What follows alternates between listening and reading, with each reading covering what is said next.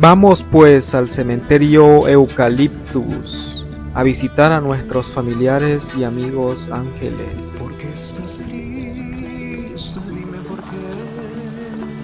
Veo en tus ojos pena y dolor. Que negras nubes te hacen sufrir.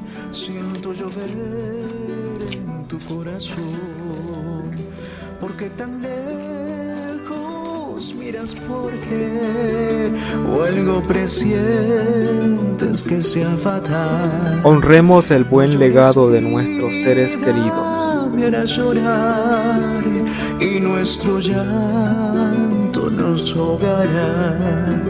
No llores, vida, me hará llorar.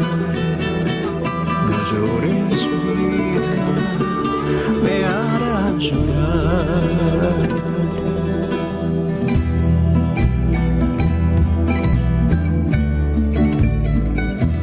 Siempre vivirán en mi mente.